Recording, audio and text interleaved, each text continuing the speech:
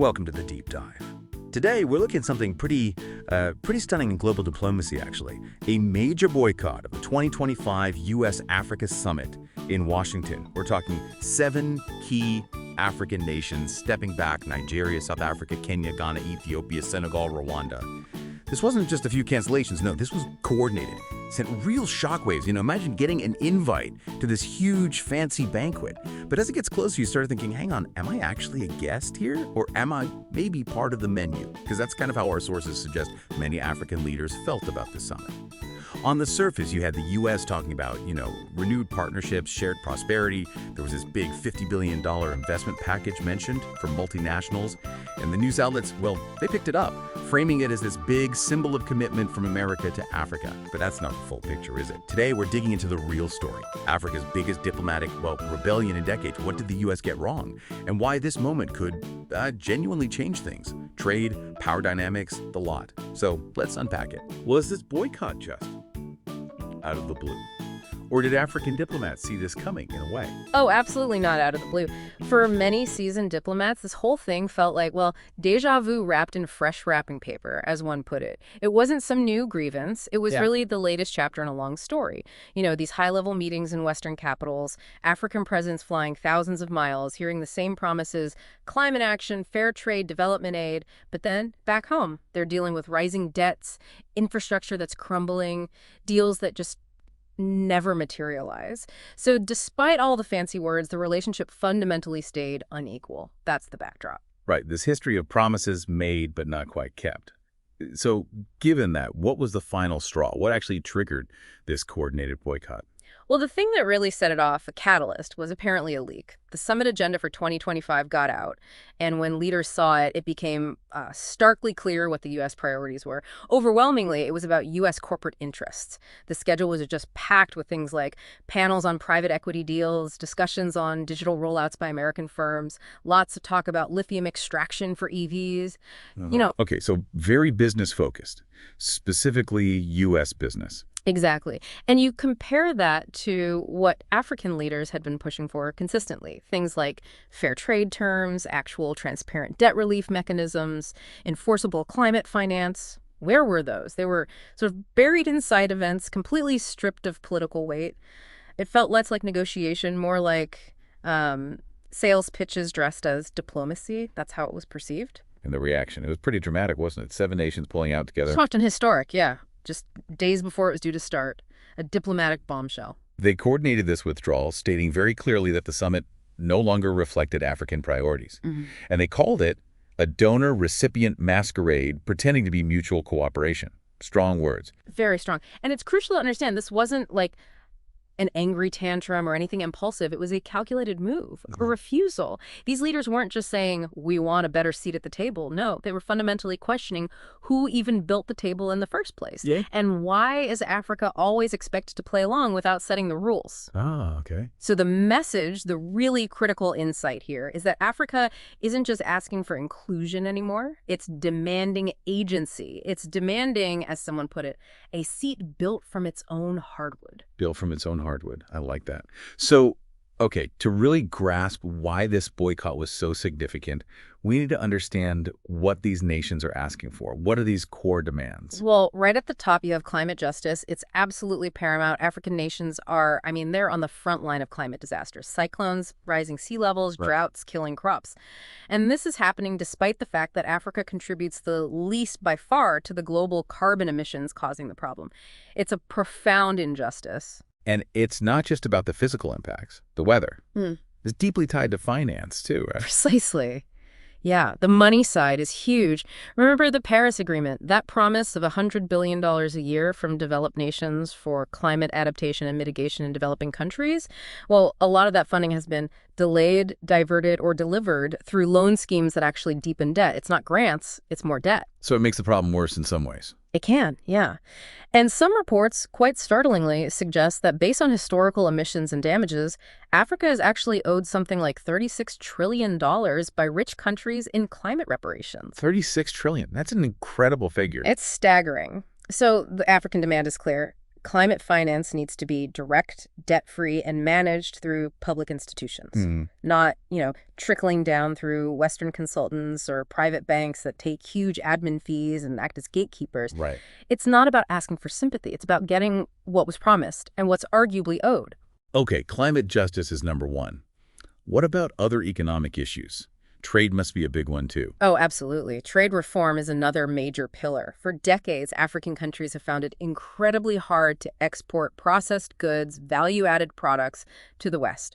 You look at U.S. regulations, for instance, sometimes you see these impossible food safety standards or really arbitrary packaging laws that block African farm products, even when those products meet international standards perfectly well. And what about things like AGOA, the African Growth and Opportunity Act?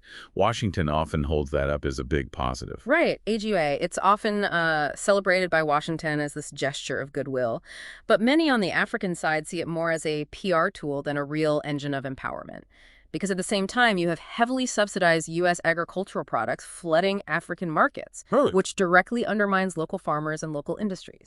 So a two-way street, but one way is much wider. You could say that, yeah. The core message from Africa is, we don't want handouts. We want the rules of trade to stop punishing us just for trying to compete fairly. Makes sense. And then there's the debt issue, always looming. How did something like the COVID pandemic affect that? COVID wasn't just a health crisis, as you know.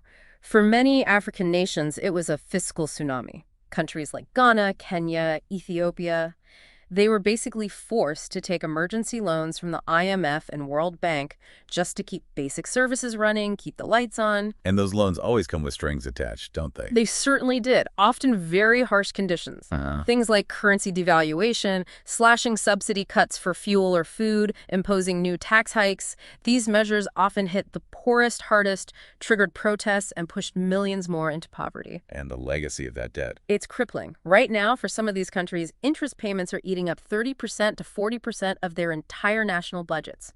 Think about that. Money that could go to schools, hospitals. Just servicing debt. Exactly. So the demand now is becoming louder for cancellation, especially for loans taken out during global emergencies like the pandemic. The argument is pretty compelling. No country should have to choose between paying its teachers and paying interest to global lenders. A stark choice. Okay, and finally, there's this call for a different kind of investment logic.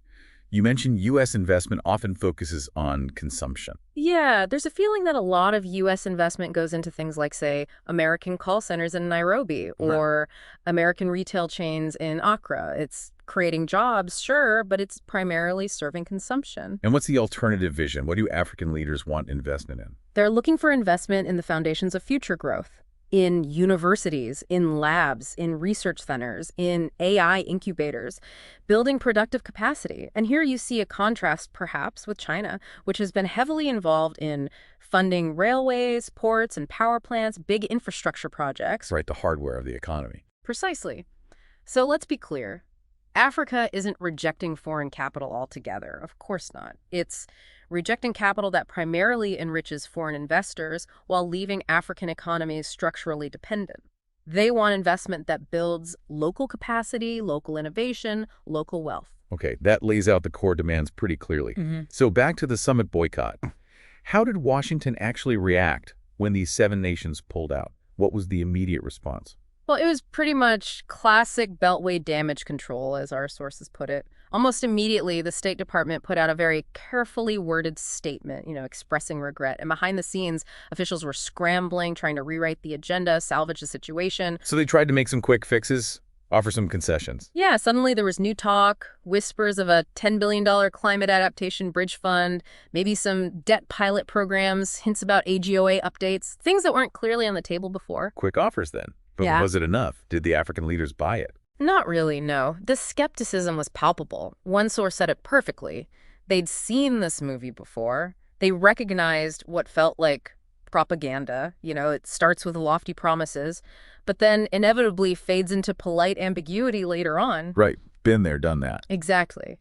They weren't interested in another working lunch or vague assurances. They wanted specifics. Written commitments, measurable timelines, accountability clauses, real substance. So what's the deeper issue here with Washington's approach?